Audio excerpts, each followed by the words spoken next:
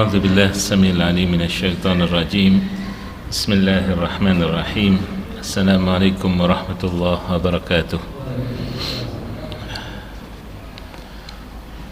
الحمد لله المبدئ المعيد الغني الحميد ذي العفو الواسع والعقاب الشديد، من هداه فهو السعيد السديد، ومن أضله فهو الطريد البعيد، ومن أرشده إلى سبل النجاة ووفقه فهو الرشيد.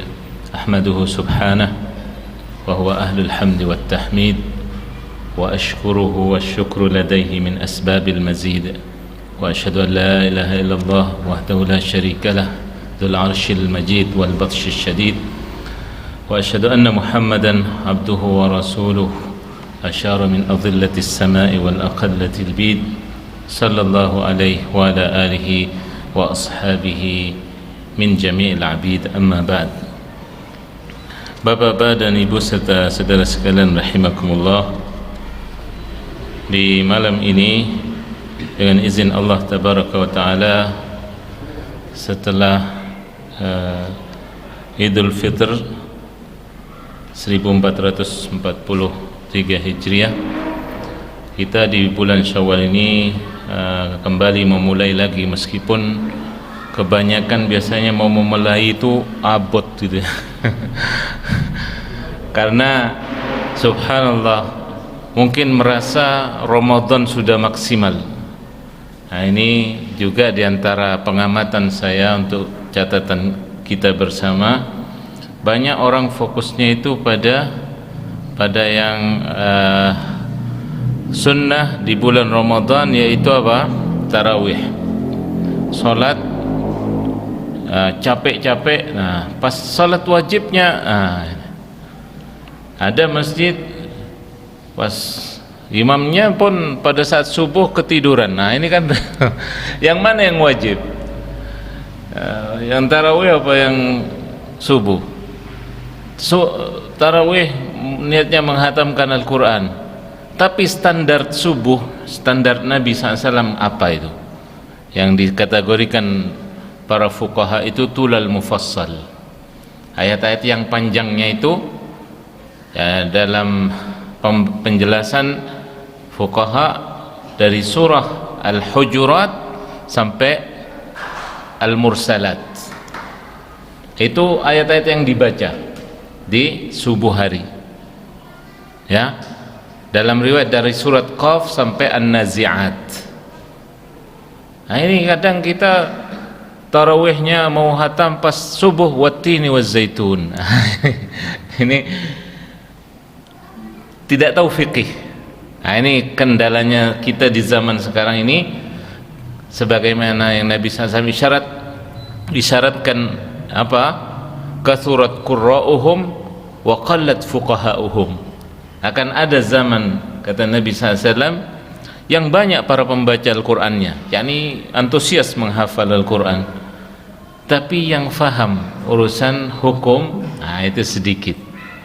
Nah, ini tentunya sekali lagi butuh kita untuk belajar ya. Bahkan saya di masjid ini, catatan saya juga tempo hari pas apa yang imam, saya di belakang, saya menghitung ada belasan salahnya, tidak nanggung, belasan saya hitung. Gimana ngimami orang tidak hafal betul? Nah, ini diantara bentuk amanah juga. Kalau belasan sedikit banyak ya. Nah, ini repotnya kita di zaman sekarang ini. Jadi apa? Seperti yang Nabi syaratkan, kathurat qurra'uhum qallat fuqaha'uhum. Banyak yang membaca Al-Quran, artinya yang apa? Ya, istilahnya antusias, tapi yang ngerti hukum fikih salatnya itu bagaimana sedikit. Nah, ini tugasnya biasanya yang apa? Yang sepuh-sepuh juga mengingatkan, tidak masalah, namanya anak-anak ya, harus ditegur dengan ya, diajak berdialog dan seterusnya. Jadi ini supaya apa? Untuk kesempurnaan ibadah kita semaksimal mungkin. Nah, kalau kita tahu sekarang bermakmum dengan orang yang begitu, yang diam takut dosa, kan gitu. Yang diam takut dosa, ya. Dan ini bukan di masjid sini saja, tapi di masjid yang lain saja saya juga mendapati yang demikian. Ya, wallahul musta'an. Jadi demikian, supaya kita tidak menjadi orang-orang yang tertipu, dalam artian merasa sudah banyak beramal, sudah seolah maksimal, tapi ternyata kekurangannya luar biasa, ya. Mudah-mudahan Allah Ta'ala mengampuni dari kekurangan-kekurangan kita yang lalu, dan kita berusaha untuk menimpalinya dengan amal-amal saleh yang lain, dan mudah-mudahan Allah Ta'ala juga menerima dari kebaikan yang kita upayakan. Allahumma amin. Kemudian bentuk tertipu lainnya, ma'asyiral muslimin rahimakumullah, adalah apa? Orang-orang, kebanyakan kaum muslimin ini menjadi orang-orang musiman, atau ada yang mengistilahkan dengan Ramadhaniyin. Ini orang-orang hanya mau hidupnya di bulan Ramadan, baca Al-Quran cuma di bulan Ramadan kenalnya, tahajud, tarawih, ya, karena dimajukan, setelah itu tidak kenal lagi, nunggu Ramadan nanti. Ini namanya orang-orang musiman begini, ya. Tapi mestinya kita berupaya menjadi orang-orang rabbaniyin, orang-orang yang sudah tercelup dengan celupan Allah Subhanahu. Ibaratnya kita ini, ya, ibaratnya kepompong menjadi kupu-kupu gitu, ya. Setelah dia diterpa 1 bulan, jadi orang-orang yang berbeda dari sebelumnya. Sibghatullah, wa man ahsanu minallahi sibghah. Celupan Allah itu tidak ada yang lebih baik, ya, daripada celupannya Subhanahu wa ta'ala. Jadi, ya, diharapkan supaya apa? Kita tetap mempertahankan, karena memang untuk mempertahankan itu sulit, tapi harus diupayakan, ya. Makanya dalam Islam itu Nabi menyatakan adwamuha wa in qalla, amal saleh itu ibadah yang kontinu biar sedikit, diupayakan kontinu biar sedikit. Nah, Nabi menyatakan apa dalam sabdanya, al-jum'atu ila al-jum'ah. Nabi menyatakan al-jum'atu as-salawatul khams, wal jum'atu ila al-jum'ah, wa ramadan ila ramadan, mukaffiratun lima bainahunna idza ijtunibatil kaba'ir. Dari satu salat ke salat berikutnya, kita berharap seperti sekarang ini, dari maghrib menunggu isya, kita tidak turun dari masjid. Ini budaya orang dahulu yang saleh sebelum kita begitu. Padahal waktu maghrib ke isya ini sebentar kan, tapi banyak orang tidak sabar. Ini mukaffirat, yani penghapus dosa-dosa. Kita berharap para malaikat menyebut nama kita, ya, kemudian memohonkan ampun pada Allah untuk kita. Nah, ini antara menunggu waktu salat ke salat berikutnya, ini ke isya, sebentar, tapi banyak yang tidak sabar, ya. Kemudian dari satu Jumat ke Jumat berikutnya, ini juga apa? Ada amal-amal di situ. Kemudian dari Ramadan kemarin ke Ramadan yang akan datang, ini diupayakan. Makanya dalam Islam sekali lagi amalan kontinu itu termasuk bukan cuma salat, tapi termasuk puasa. Puasa ini, puasa bulan Syawal ada sunnahnya 6 hari, kan gitu. Ini supaya kita apa? Ada kontinuitas, tidak putus. Habis puasa Ramadan selesai, merasa begitu. Nah, ini sedikit kita biar mengetahui sejarah juga dan hukumnya juga, ya. masyarakat Indonesia mengaku Syafi'iyah, ya, penganut mazhab Syafi'i. Subhanallah, kalau mazhab Syafi'i betul, itu saya mengetahui dari paman saya dan ustadz saya sekaligus, rahimahullah, orangnya mati muda. Itu saya belum menemui keteguhannya, ya. Jadi habis Id tanggal 2 itu start lagi, puasa lagi. Ada orang namu disuguhi minuman, kue hari raya, tapi beliau sendiri tidak makan, tidak minum. Nanti sampai selesai 6 hari baru berbuka. Subhanallah, ya. Nah, itu yang kemudian setelah itu makan ketupat. Nah, adatnya itu, tradisinya. Sekarang tinggal ketupatnya, puasanya tidak dilakoni, ya. Tidak dikerjakan puasanya, ya. Nah, ini jadi itu kalau mazhab Syafi'i, ya. Kita sekarang dapat angin segar nih. Kalau mazhab Hambali yang sekarang banyak diterapkan di Saudi Arabia, itu ada apa? Ada kelonggaran puasa Syawal ini. Pokoknya selama di bulan Syawal ada kesempatan masih untuk berpuasa 6 hari. Mau diambil Senin Kemis, mau diambil Ayyamul Bid, yakni pertengahan bulan 13, 14, 15, niat 2 Ayyamul Bid sama Syawal, 3-nya disempurnakan lagi, boleh.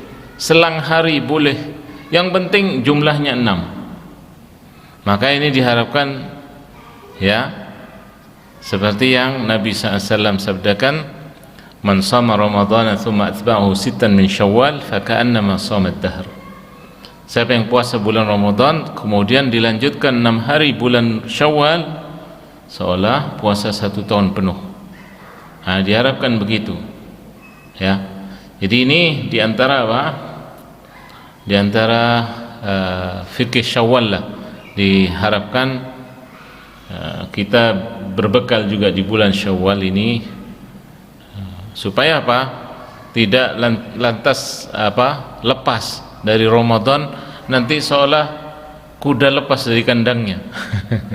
Tidak kenal lagi ibadah. Na'udzubillah, ya. Nah, itulah ma'asyiral muslimin rahimakumullah, catatan kita untuk kita apa? Berbenah, dalam artian supaya kita tidak menjadi sosok-sosok yang maghrurin, orang-orang yang tertipu, yani seolah sudah banyak berbuat, ternyata di sisi Allah belum tentu kita ini diterima. Kaum terdahulu umat Islam itu 6 bulan setelah Ramadan itu mengkhawatirkan apa? Tidak diterima yang lalu ini. Kita terlalu optimis, seolah diterima semua. Nah, ini perbedaan kita dengan mereka, ya. Padahal di antara catatan bulan Syawal ini, justru usai Ramadan banyak lagi pelanggaran. Contohnya jabat tangan yang bukan mahramnya, ya, antar tetangga laki perempuan, antar keluarga sama ipar dengan ipar, laki perempuan. Nah, itu tidak boleh dalam Islam berjabat tangan. Tapi banyak yang melanggar. Nah, bukannya melebur dosa, malah memulai dosa baru itu. Orang banyak tidak sadar, ya, seolah usai Ramadan terus mudik, seolah lebur dosa. Padahal bukan begitu melebur dosa itu. Bukan seperti anggapan kebanyakan orang, ya. Jadi itulah pencampur adukan antara budaya, tradisi dan agama, yang terkadang banyak orang tidak bisa memilah dan memilih mana ini yang benar, mana ini yang tidak benar, ya. Itu diharapkan menjadi perbaikan untuk kita semuanya. Jadi ma'asyiral muslimin rahimakumullah, masih banyak sebenarnya hal-hal yang mungkin menjadi catatan kita, tapi yang saya sebutkan tadi mudah-mudahan mewakili, dan mudah-mudahan Allah Subhanahu wa taala senantiasa memberikan pada kita petunjuknya untuk kita lebih baik lagi, Allahumma amin. Kemudian di malam ini kita akan memulai dari kitab yang kedua dalam kitab Jami'ul Ulum wal Hikam, dimulai dari hadis yang ke-23. An Abi Malik Al-Ash'ari radhiyallahu anhu qala qala Rasulullah sallallahu alaihi wasallam at-tahuru syatrul iman walhamdulillah tamla'ul mizan wa subhanallah walhamdulillah tamla'ani aw tamla'u ma baina as-samawati wal ard was-salatu nurun was-sadaqatu burhan was-sabru dhiya wal-qur'anu hujjatun laka aw 'alaik kullun nasi yaghdu faba'i'un nafsahu famu'tikuha aw mubiquha, rawahu Muslim. Jadi dari Abu Malik Al-Ash'ari radhiyallahu an bahwa Rasulullah SAW bersabda, bersuci itu adalah sebagian dari iman. Bersuci sebagian dari iman. Bukti kalau orang punya iman selalu menjaga kesuciannya.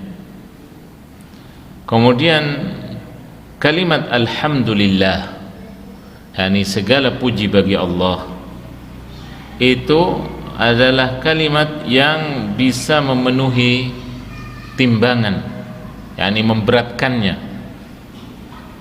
Kemudian kalimat subhanallah, maha suci Allah, ya, alhamdulillah, dua kalimat ini, subhanallah, alhamdulillah, keduanya bisa memenuhi antara langit dan bumi. Jadi kalimat-kalimat ini subhanallah, alhamdulillah, ini hendaknya menjadi zikir kita. Ya, melihat sesuatu yang menakjubkan, subhanallah. Jangan cuma itu kan cuma kalimat kaget. Tapi orang yang beriman dah subhanallah. Ya. Kemudian was-salatu nurun. Nabi menyatakan, menggambarkan salat itu adalah cahaya. Kenapa Nabi menyebut salat itu sebagai cahaya? Nanti kita lihat penjelasan dari Imam Ibnu Rajab di sini.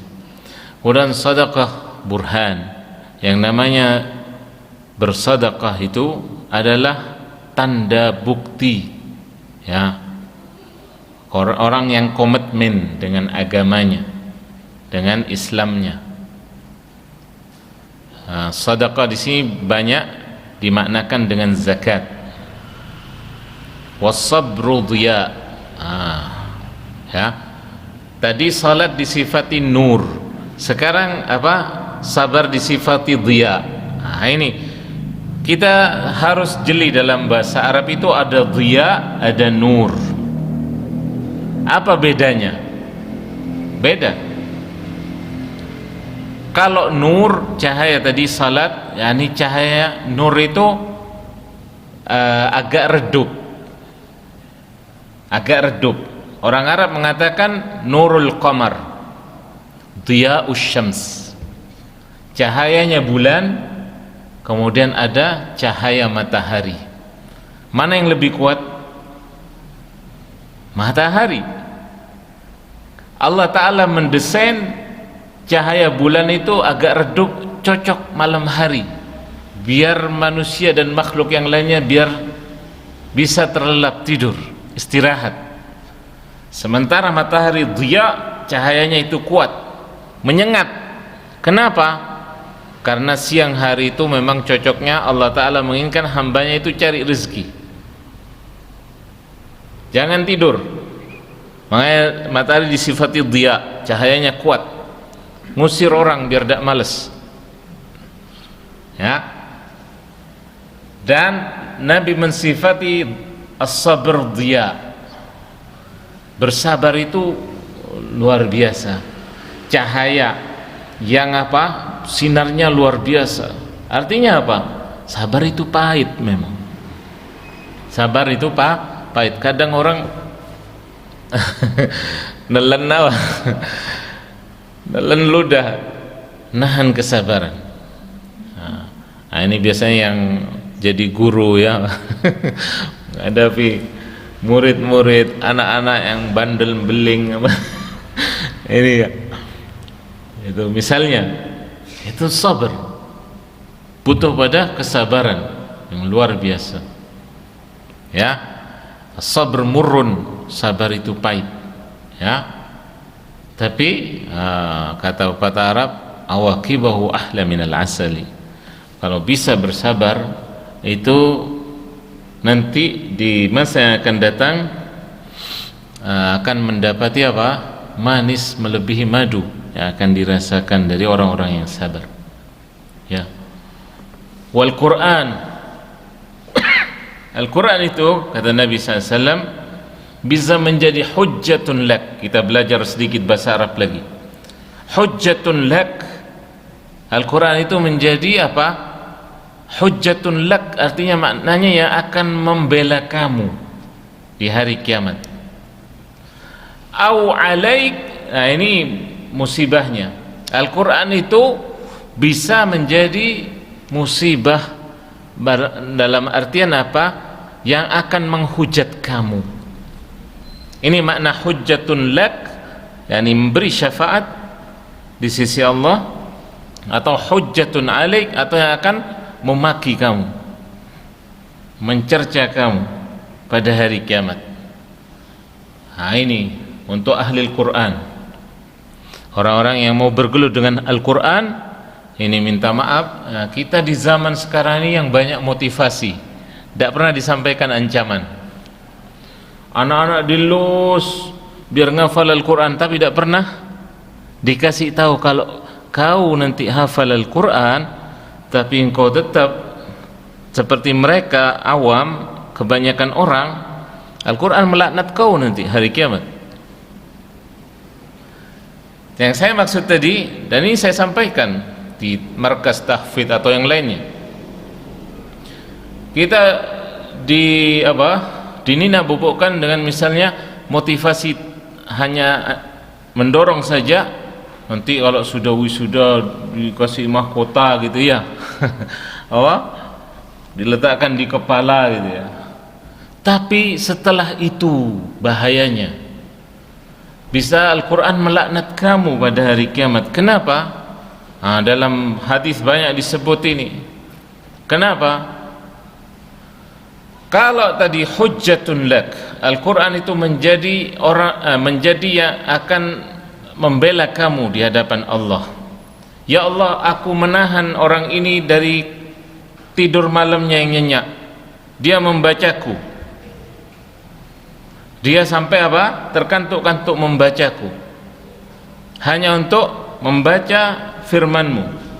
Maka sekarang ya Allah, berikan syafaat untuknya. Untuk orang yang apa?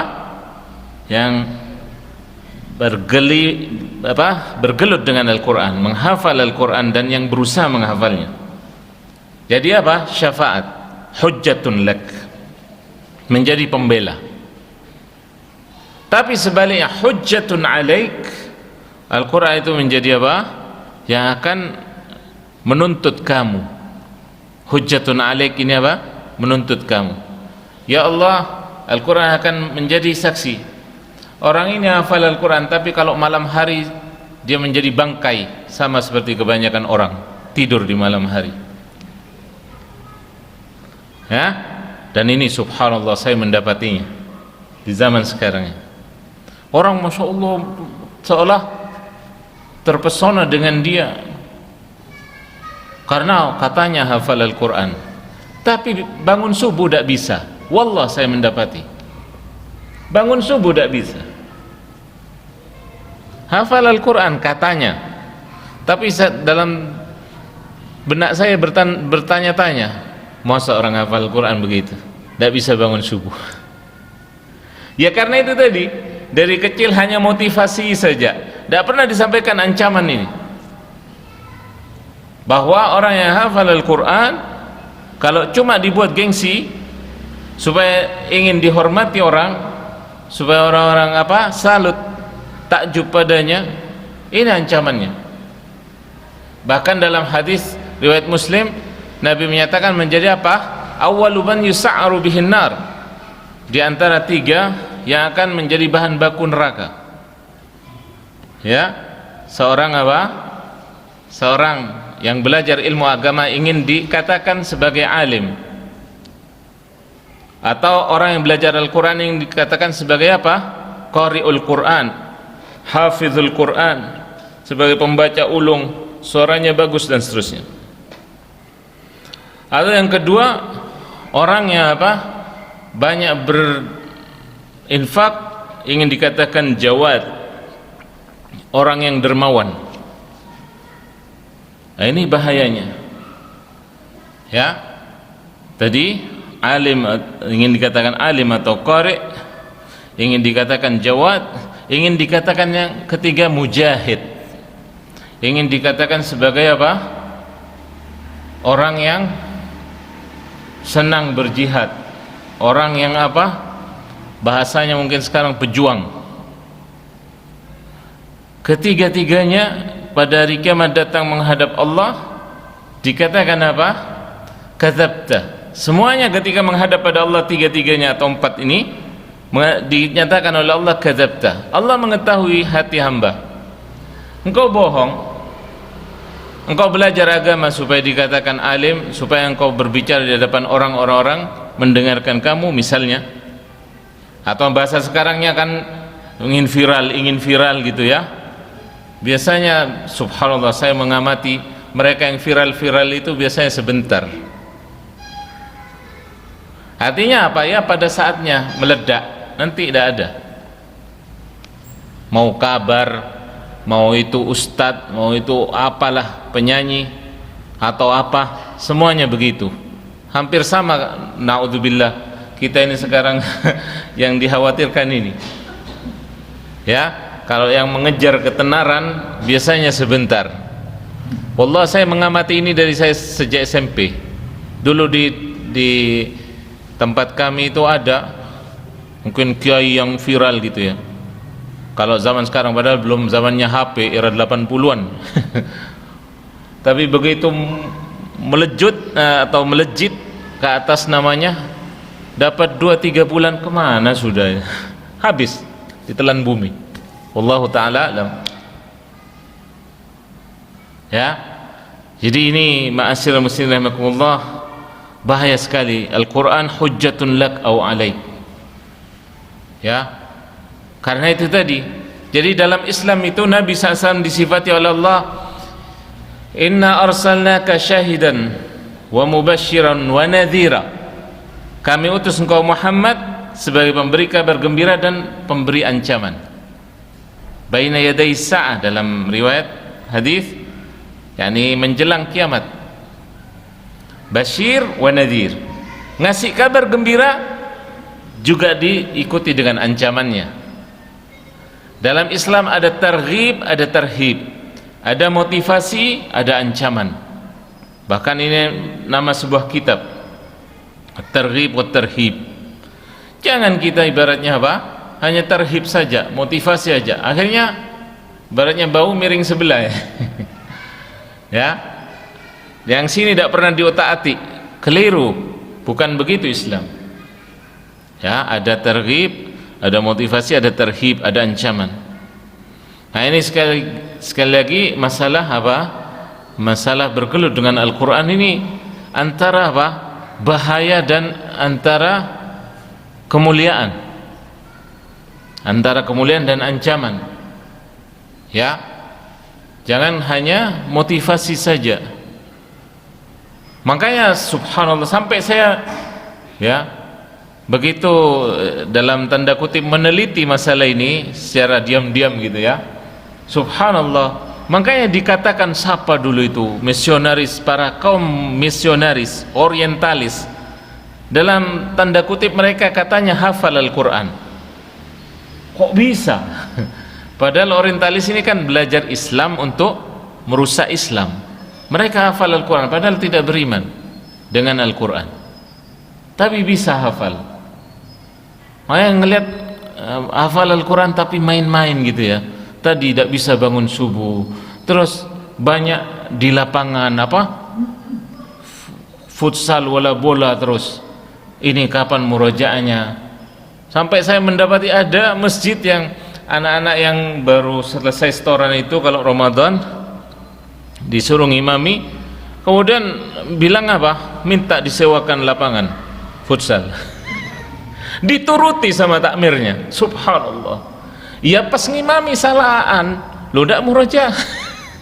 Mestinya sebulan lah dulu diempet dikekang lah gitu. Ini masalahnya serius, mau ibadah. Saya sempatnya nyelenong main gitu ya, subhanallah. Nah itulah, saya dulu punya dosen ya, Allah yahfaduh kalau masih hidup, karena waktu itu masih muda.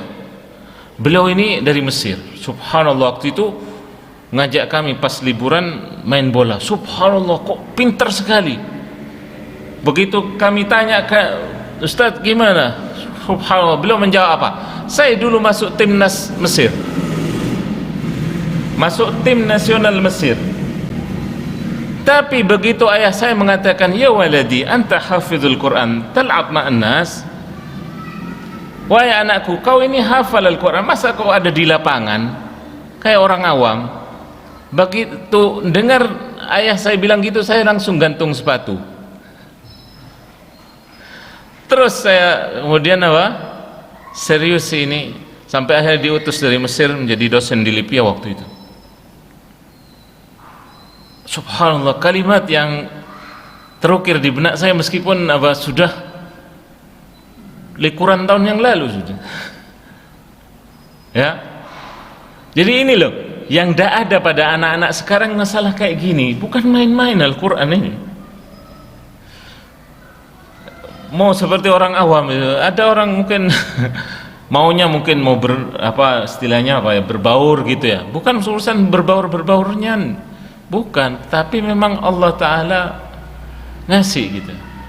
Makanya sampai zaman sekarang ini saya cari masyayikh satu masyayikh ke berikutnya, pingin tahu, takut saya salah pemahaman. Subhanallah, mereka hampir sepakat sama. Di zaman dahulu yang lebih didahulukan banyak hafalan Qur'annya atau yang banyak ngerti fikihnya. Kalau di zaman dulu yang didahulukan yang banyak hafalan Qur'annya, karena yang hafal memang sedikit di awal-awal masa Nabi SAW ya. Tapi di zaman sekarang ini seperti yang Nabi isyaratkan tadi, banyak penghafalnya, sedikit yang faham. Kathurat qurra'uhum wa qallat fuqaha'uhum. Maka yang ngerti fikih itu didahulukan. Sekalipun subhanallah, bisa kita lihat prakteknya ini ya. Kadang kita berdiri salat di belakang anak-anak tadi dalam tanda kutip, begitu salat pas baca ayatnya agak lama, tapi pas ruku belum selesai baca sujudnya begitu loh. Nah ini gimana ya? Itu diantaranya ketika tidak ditopang dengan fikih, supaya kita pahami ini. Jadi ini masalah sensitif, nanti jangan sampai dikira nanti ini luapan amarah atau hasad, naudzubillah, dikira nanti saya gembos siapa bahasanya ya, biar semangatnya kendor. Bukan. Bagaimanapun kita mau salat mencari imam misalnya yang hafal Al-Quran, ya tidak sama dengan mereka yang di Makkah misalnya. Imam-imam di Al-Haram, Allahul Musta'an ya. Karena itu tadi ya, subhanallah, Al-Quran ini ya hujjatun laka au alaik. Kita harus ya punya kuping dua dikasih oleh Allah, jangan cuma dengerin dari yang kanan, yang kiri, yang sebelah ini juga perlu mendengar, biar seimbang di sini diolah dengan pikiran. Cuma motivasi aja, nah ini ancamannya gimana. wallah urusan menjaga yang namanya ketentuan Allah ini. Jadi jangan cuma hanya urusan motivasi, hafal Al-Quran itu menjadi ahli Allah di permukaan bumi, pilihan Allah. Iya, yang menjaga betul-betul di hafalannya itu diserap, berusaha menerapkannya dalam kehidupan. Seperti yang Nabi SAW disifati oleh Aisyah, Al-Quran berjalan, ya, bukan cuma sekedar dibuat wiritan, senandungan, adu-aduan. Bahkan saya ada masjid itu mengatakan fulan ngimami seperti lagunya Syekh Sudes. Loh, kapan Syekh Sudes menyanyi? Oh, dibilang lagu. Tidak ada dalam Al-Quran namanya lagu. Tapi itu dengan dengan mentaklid bacaannya Syekh Abdurrahman As-Sudais atau yang lain, bukan diistilahkan dengan bernyanyi. Ini yang banyak keliru, ya. Jadi ini urusan Al-Quran hujjatun lak au alaik. Kemudian ma'asyiral muslimin rahimakumullah, Nabi menyatakan kullun nas yaghdu, setiap orang itu ibaratnya mengadakan perjalanan.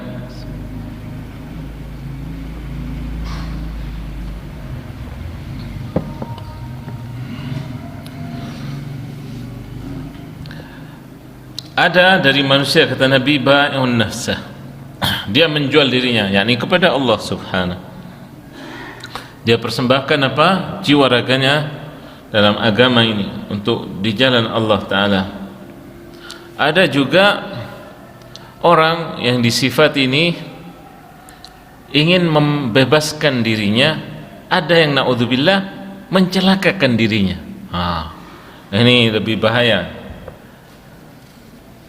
Nah, ma'asyiral muslimin rahimakumullah, jadi hadis ini mencakup banyak hal, ya. Hadis riwayat Imam Muslim ini mencakup banyak hal. Tadi yang pertama disebutkan at-tahuru syatrul iman, bersuci itu bagian dari iman. Bersuci bagian dari iman, atau bahasa di banyak slogan itu kebersihan sebagian dari iman, ya.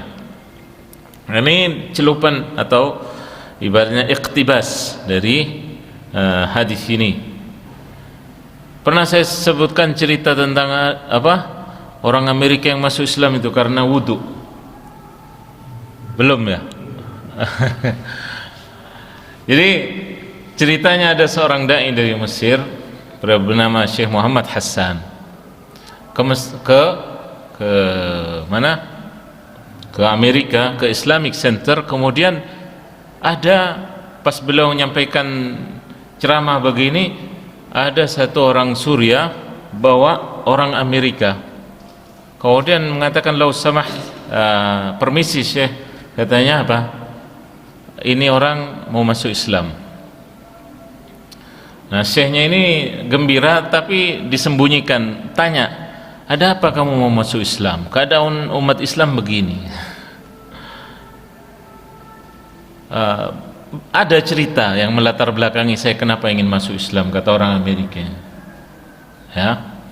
Subhanallah, akhirnya dia cerita. Jadi dia punya pabrik, si orang Suria ini pegawainya. Jadi suatu ketika dia datang kesiangan, begitu sampai di mana, di pabriknya, tiba-tiba mendapati orang Suria ini wudu. Dan begitu wudu di wastafel, pas sampai di bagian kaki, diangkat kakinya begitu. Marah direkturnya ini, orang Amerika ini marah. Hei, katanya, kamu cuci kaki di tempat saya cuci muka, katanya. Paham, ya? Kamu cuci kaki di tempat saya cuci muka. Kurang ajar sekali, kamu tidak tahu kamu pegawai saya kok, gitu kan? Seorang Suria tidak kalah akal. pinter orang. Saya mau tanya dulu bos, katanya, kenapa Anda berapa kali cuci muka sehari? Wallahi, katanya, ibaratnya apa? Dia mengatakan, saya ya tadi aja lupa dak cuci muka karena telat. Hah? Itu biasanya saya cuci muka itu ya pas bangun tidur, setelah itu sampai tidur, besoknya lagi baru cuci muka lagi. Anda tahu, kata orang Suriah, saya cuci kaki ini minimal 5 kali sehari. Kaki saya ini lebih bersih dari muka kan Anda. Kaki saya lebih bersih dari muka Anda. Tar, seolah apa? Petir di depannya. Ya, sekakmat gimana? Tidak bisa menjawab gitu. Terus satu, nomor dua, dia mengamati, kata orang Amerika ini. Orang ini datang dari negerinya ke sini mau kerja, tapi keadaannya kok lapang dadanya. Saya dunia dapat, rumah mewah luas, mobil ada, semuanya fasilitas modern, wah. Tapi dada ini terasa sempit. Saya 18 kali mencoba bunuh diri. Begitu mau gantung, anak saya datang. Begitu mau loncat ke sungai, teman saya parkir mobil dipegangi. Terus selama berapa kali? 18 kali mencoba bunuh diri, terselamatkan. Akhirnya saya memutuskan, ini saya mau belajar Islam, saya mau masuk Islam. Begitu syekhnya ini diajak ke rumahnya, subhanallah, jangankan urusan AC apa itu ya, di perkakas rumahnya apa, hatta urusan naruh sandal ya, sandal itu ditaruh kemudian ada mesinnya nyuciin sandalnya itu sampai bersih lagi, subhanallah. Ya, ada kebun, nanti di belakang tembok laut, subhanallah. Jadi sampai akhirnya dia mengucapkan Islam terbata-bata, mengucapkan syahadat maksud saya. Begitu mengucapkan 2 kalimat syahadat, dia menangis, dadanya terasa plong ketika ditanya, kalimat apa ini? Saya belum pernah merasa dada seluas ini ya, setelah mengucapkan kalimat ini. Ya, sampai akhirnya orang ini masuk Islam. Itu karena apa? Taharah, karena bersuci. Tidak ada dalam syariat yang lain, itu tidak ada urusan bersuci ini. Corona ngajari kita ini apa? Cuci tangan, baru cuma cuci tangan tok. Ya, sampai urusan lift pakai kaki kita sekarang. Ya, kakinya padahal tidak pernah dicuci, lebih kotor dari tangannya, kan gitu kan. Ya, kita subhanallah diajari bagaimana. Tadinya subhanallah sebelum corona saya mewanti-wanti kadang urusan kebersihan itu, subhanallah ya. Ada orang bersin, Hasim sudah bersin begini ngajak selaman, ya saya minta maaf, saya bilang cuci dulu tangannya. Kan ini merasa apa ya, tidak ada kepekaan gitu. Dengan corona kita baru mau belajar bersuci, mau belajar resik, kan gitu, mau belajar bersih, kan gitu. Padahal dalam Islam yang namanya bersih itu ya ditutup memang. Rasulullah SAW dulu pakai surbannya ditutup begini ke muka langsung. Kadang saya sholat, waduh, kemana-mana itu, Allah. Nah ini kita baru sekarang dengan bermasker, subhanallah, diajari lagi umat Islam ini urusan bersuci. Padahal dalam Islam sudah 15-an abad yang lalu sudah. Ya, jadi ini masalah hadis ini panjang ya, urusan bersuci, urusan zikir, ini semuanya ada dalam Islam ya. Nah itulah ma'asyiral muslimin rahimakumullah, karena waktu yang batasi kita, sebenarnya masih banyak ini keutamaannya. Bagaimana lagi isbaghul wudu, yani berwudu itu bukan cuma buang air. Banyak umat Islam airnya sampai full gitu ya, mungkin yang setengah dem gitu ya, sampai ngucur, ternyata sininya tidak basah, ya kan, sininya tidak basah, wudhu itu kan tidak sah. Jadi harus menyeluruh, biar airnya kecil itu dikecilin. Itu bagaimana Nabi SAW berwudhu segini atau kurang, dengan air segini bisa berwudhu. Kita segini cuma muka tok ya kan, orang itu waduh borosnya sama air. Itu satu orang, gimana satu masjid itu berapa jamaahnya ya. Nah itulah diantara bentuk pemborosan yang sebenarnya ini adalah apa, catatan untuk kita kembali pada agama Islam yang sahih dalam hal ini.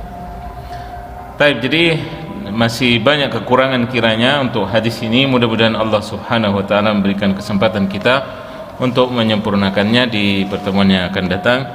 Demikian wallahu taala alam wa sallallahu ala nabiyina Muhammad wa ala alihi wa sahbihi wasallam. Kita akhiri subhanakallahumma bihamdik asyhadu an la ilaha illa anta astaghfiruka wa atubu ilaik. Assalamualaikum warahmatullahi wabarakatuh.